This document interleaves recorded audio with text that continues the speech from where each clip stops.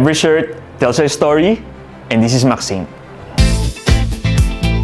My name is Mike and I'm the owner of Max Saint and Running Gears. Start yung Max Saint is because naka-experience kami ng problem with running gears when it comes to stocks. So naisipan ko na mag-start ng isang product na hindi mauubusan since most of the sportswear that we're selling sa running gears is coming abroad. Kaya namin umpisahan yung Max Saint to make sure na we could continue selling products na evergreen. Create a product like yung shirt, then designs, or we can provide to our clients para at least hindi sila ma-frustrate dahil usually na-frustrate sila kapag ubusan kami ng stocks. Alam ko dahil gusto nila yung aming product. Most especially that we focus on quality. Running Gears is the first business that I started actually. Kasi the focus nung time na yon, the product na available namin, na binibenta namin talaga is solely for running enthusiasts. So more on running shorts, sando, jerseys. Then we evolved on selling basketball shorts and yun, marami ng iba. Then kasi ako, mahilig ako sa mga clothing, fashions. Of course, yung hip-hop culture na ka-influence sa akin. Isa yun sa reason kung bakit gusto ko mag-start ng Max Saint. So dati pa yan, sabi nga is kung ano yung naiisip mo, minsan kailangan mo talagang hawakan yun. Then,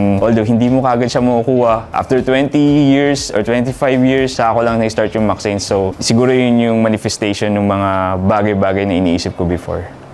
First, of course, ang goal is to earn money. Pero, syempre, as you go, like, nag-mature syempre yung company, nag-mature din kami.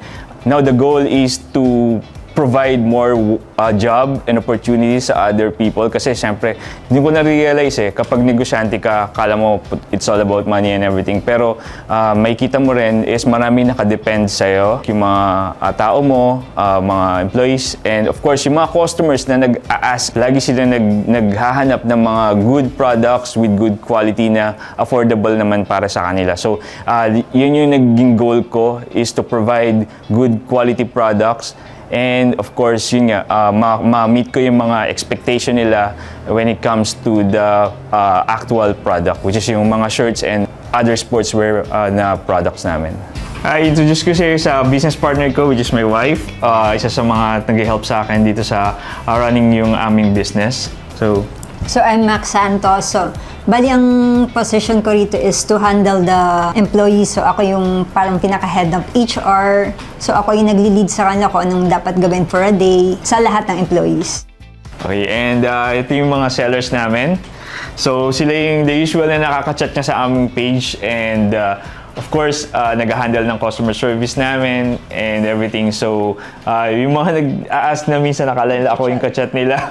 Well, actually, yung mga sellers ko yun. Pero they trained na to handle everything para at least masatisfy yung mga customers namin. The first design talaga na ginawa namin is yung Max Saint na Tokyo Air. First month nitong Max Saint, and papunta kami ng Japan. First time din na pumunta ng Japan. And ako kasi loving yung sneaker culture. First time excited kami pumunta ng Japan. Nag-isip ako ng isang design na pwede ko suotin habang nasa Japan. So yun nga, nagawa namin yung Tokyo Air. For me, isa yun sa talagang tumatak kasi related talaga yun doon sa totoong nangyari or experience ko doon sa buhay. Combining yung travel and also love ko sa sneakers. Actually, when it comes to the process on creating a design, actually, lagi kami kumukuha ng inspiration from the streets. Isa yun sa ginagawa namin. Try to check din kung ano yung mga wala sa mall. Kasi the reason behind kung bakit gusto kong mag-start ng clothing brand is to get yung design na hinahanap ko. Ang hirap minsan nasa mall ka. Ako lagi usually nag-check ako, syempre internet, nag-check ako kung ano yung mga available na mga designs doon. We really don't expect na lahat ng designs na gagawin namin is magki-click kasi ginagawa lang namin talaga is we ramp up yung mga designs na available, then we launch, we test. Kung hindi is we just remove it. So kung evolving ang pinag-uusapan, the goal for this year, since we started the business 5 years na rin, may get. The goal for this year is to create more brands under Max Saint.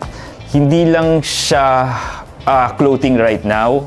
So we want to expand sa mga different areas ng market para at least matry din namin kasi right now masasabi ko stable yung business namin for Max Saint, or the best time is now para mag-expand on reaching out in different markets. I think last month yata yun, nasa isang buffet kami.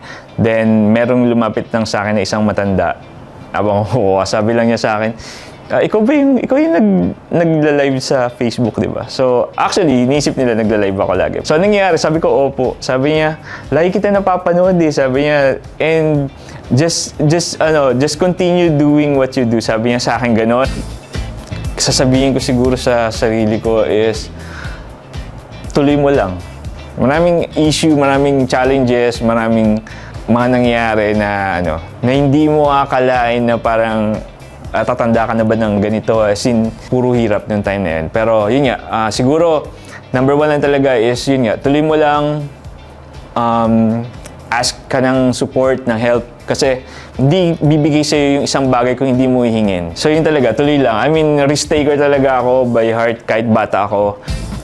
May famous quote ako na laging dinadala sa akin na sinabi sa akin nung mentor ko. So, money is the least of your problem. Kung mag-start ka ng business, huwag mong isipin na kailangan ko muna ng puhunan, mag-ipon, kailangan ko muna mangutang and everything. Hindi yun eh. Make sure na mag-start ka lang kagad.